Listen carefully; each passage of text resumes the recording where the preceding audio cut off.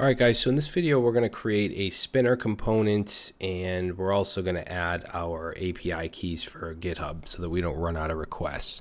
So in the source folder, I just have my Finder open here, but I'm going into source, components, and layout, and I have a GIF, a spinner.gif file.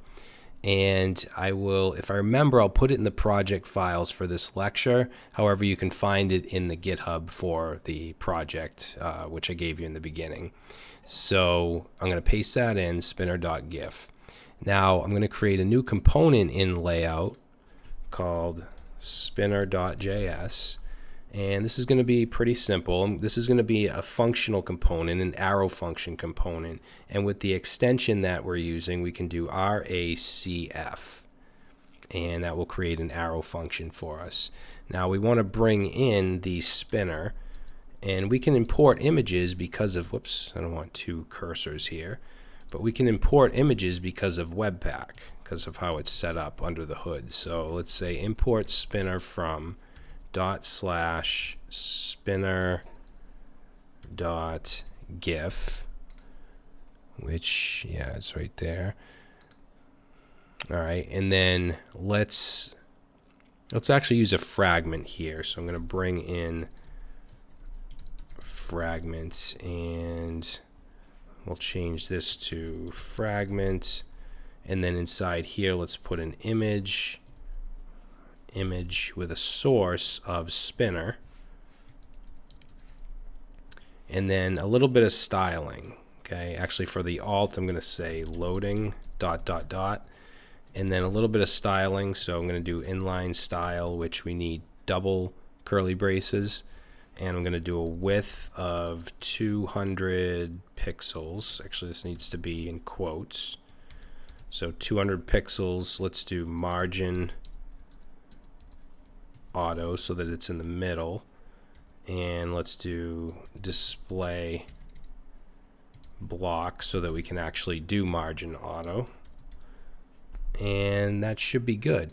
So I'm just going to go ahead and save that. Now, one thing with arrow functions, if we don't have any other JavaScript up here and we just have the return, we can actually return this directly. Like, we don't even need that. We don't need any of that. We can simply return the fragment like that, just to kind of, you know, get rid of some lines of code. So now we have our spinner.js, our spinner component. So now I'm going to go into users.js, and remember, this users component we got passed in, if we look at app.js, got passed in loading and users as a prop. So we have a couple things we need to do in that case. One thing I think we should do is turn this into a functional component, because there's really no reason for it to be a class anymore, because there's no state. It's just being passed in props, right? So let's change this to a function. We'll say const users, and we can get rid of this, and we'll just say equals, and then any props that are passed in can go in there.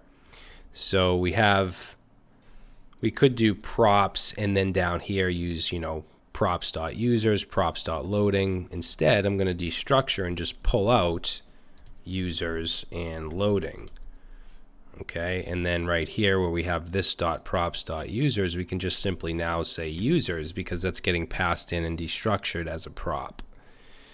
All right, now we don't need a render, so we can completely get rid of the render. We just need the return. And just this should work. Let's check it out. Okay, so that still works. Now there's some other things we need to do here. I want to bring in the spinner.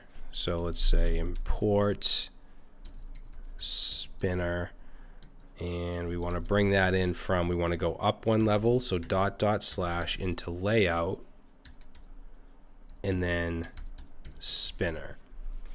And then what I'll do is let's